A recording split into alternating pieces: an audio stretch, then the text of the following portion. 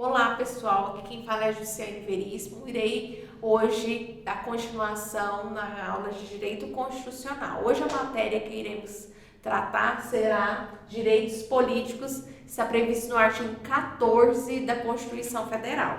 O artigo 14 da Constituição fala o seguinte, que a soberania popular será exercida pelo sufrágio universal e pelo voto direto e secreto com valor igual para todos e nos termos da lei, mediante plebiscito,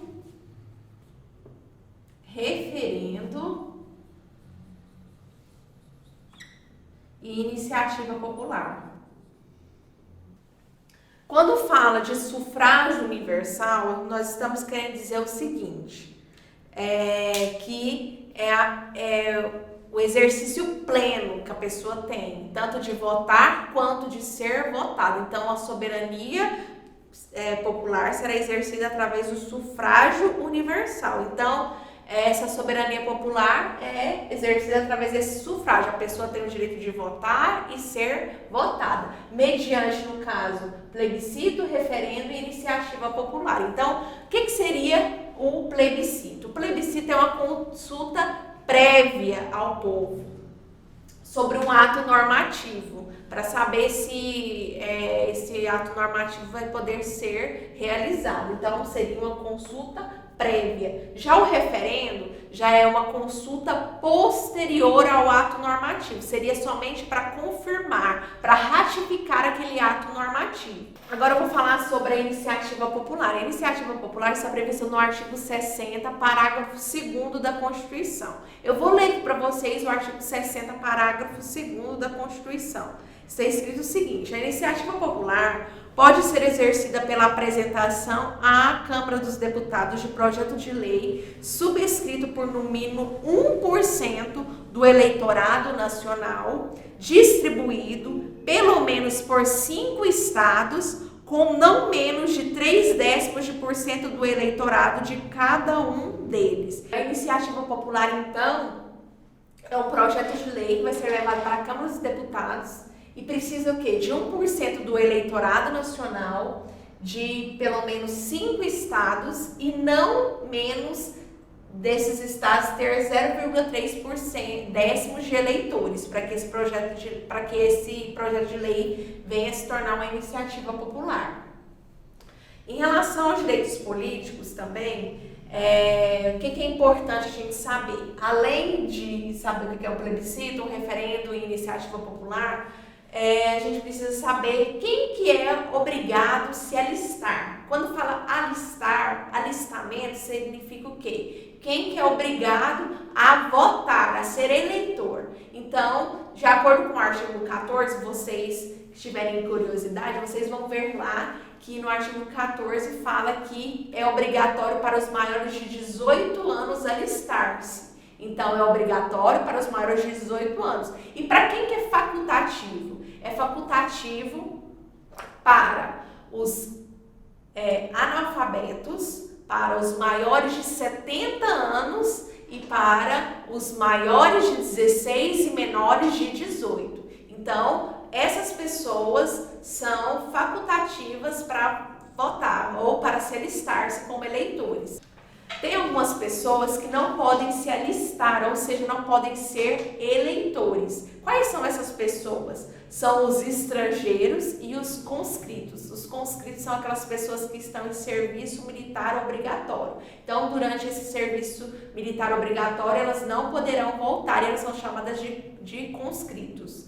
Tem algumas pessoas também que não podem ser o quê? Candidatos, ou seja, não podem se eleger. São os inelegíveis. Quem são os inelegíveis? Os inelegíveis são os inalistáveis, que eu acabei de falar para vocês, que são os estrangeiros e os conscritos, e também os analfabetos. Essas pessoas também não podem ser candidatos. Então, resumindo, o que eu quero que vocês aprendam com direitos políticos? Eu quero que vocês entendam que o plebiscito é uma consulta prévia ao povo, o referendo é uma consulta posterior ao povo, a iniciativa popular Precisa, então, para ser feito um projeto de lei, levar para a Câmara dos Deputados, ter 1% do eleitorado nacional, de pelo menos 5 estados e não menos 3/10 de eleitores de cada um desses estados.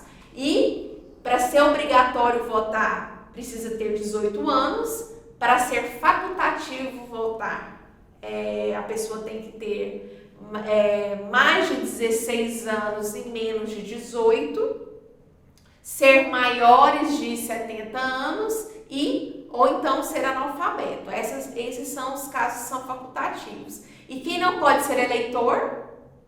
Quem não pode ser eleitor, no caso, seriam os estrangeiros e os conscritos. E, por fim, só para vocês memorizarem mesmo, quem não pode se candidatar, então, seria os inalistáveis, que eu acabei de falar para vocês, e os analfabetos. E aí eu encerro essa parte aqui dos direitos políticos e eu vou explicar um pouco sobre os fundamentos da Constituição, que está previsto no artigo 1º da nossa Constituição. Eu vou falar agora sobre o artigo 1º da Constituição. O artigo 1º da Constituição vai falar dos princípios fundamentais. Então, o artigo 1º está escrito o seguinte na nossa Constituição: a República Federativa do Brasil, formada pela união indissolúvel dos estados e municípios e do Distrito Federal, constitui-se em Estado democrático de direito e tem como fundamentos a soberania. O que é a soberania? Soberania é como o Estado ele é visto internamente e exteriormente. Como eu já expliquei na aula passada, interiormente, no caso, é a supremacia sobre os cidadãos, né? Como as ordens que o governo dá, os cidadãos têm que acatar. E da mesma forma, quando fala de uma soberania exterior, seria que o nosso país ele não tem que ele tem uma autonomia para tomar decisões, não tem que ficar pedindo opinião para outros países. Então, por isso que ele é considerado um país soberano. Então, o primeiro fundamento seria a soberania. O segundo fundamento seria a cidadania. A cidadania seria o segundo fundamento da República Federativa do Brasil. O que seria cidadania? Cidadania, muitas vezes, as pessoas acreditam que está voltado somente para direitos políticos, é o ato da pessoa votar, então ela é considerada cidadão. Não é só isso. Cidadania também leva em conta as coisas mais vitais que o ser humano pode ter: acesso à saúde, à educação, e isso faz parte da cidadania. Há um trabalho também. O outro fundamento seria a dignidade humana, dignidade da pessoa humana. A dignidade da pessoa humana também está relacionado com a forma que a pessoa é tratada. Ela tem que ter um mínimo de respeito, um mínimo de dignidade para viver, para sobreviver, na verdade. Então, isso significa a dignidade da pessoa humana, ela ser tratada com respeito. Muitas vezes as pessoas pensam que as pessoas que estão presas não têm dignidade. Até eles têm que ter esse mínimo de dignidade. Então, muitas vezes, esse princípio, esse fundamento aqui da dignidade da pessoa humana leva em conta muito o que os direitos humanos pensam a respeito da dignidade da pessoa humana. E temos também os valores sociais do trabalho. Valores sociais do trabalho e da livre iniciativa.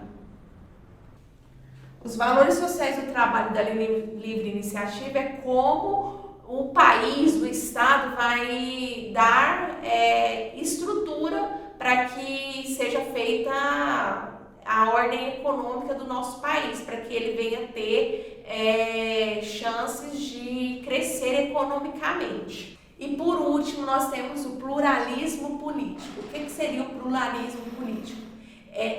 Nós somos um país democrático. Por sermos um país democrático, temos o quê? Acesso a vários partidos políticos e também a vários candidatos. Então, por isso que é pluralismo, vem de plural, vários candidatos, vários partidos políticos.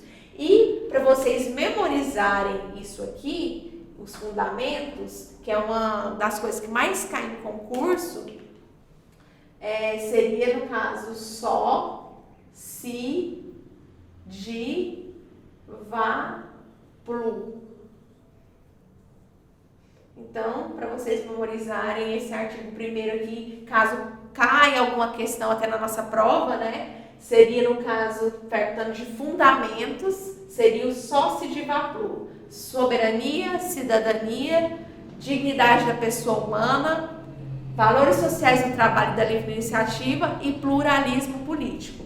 E, como eu disse para vocês, tem vários tópicos na nossa Constituição, mas eu peguei somente alguns para que vocês entendam um pouco do direito constitucional. Não dá para aprofundar tanto nesses assuntos, porque a nossa Constituição ela tem 250 artigos. Mas eu espero que vocês tenham entendido sobre essas matérias que eu passei para vocês. E vai ter um estudo dirigido que vai ser realizado com 5 questões para que vocês possam enviar via e-mail para o Instituto Marx. E o trabalho. O trabalho ele pode ser feito individualmente ou no máximo 5 pessoas. O que seria esse trabalho? O trabalho complementar ele será realizado da seguinte forma: para vocês fazerem um esqueleto, né, que contém capa, contracapa, sumário, introdução, desenvolvimento, conclusão e bibliografia. O esqueleto do trabalho é esse. O que é o tema para vocês desenvolverem esse trabalho? É para vocês escolherem do artigo 5º 15 incisos. O artigo 5º é um dos artigos que mais caem em concursos públicos. Então, devido a isso, para vocês lerem, né, esse artigo 5º, eu pensei nesse trabalho. Então, vocês vão escolher 15 incisos do artigo 5º, vão transcrever esse inciso e vão relacionar com uma figura. No material que eu vou enviar para vocês, que está anexo aí, vocês vão ver a figura, o exemplo, como que é para vocês fazerem esse trabalho. Então, eu espero que vocês tenham entendido a matéria e tenham todos um bom aprendizado e até uma próxima aula. Até mais!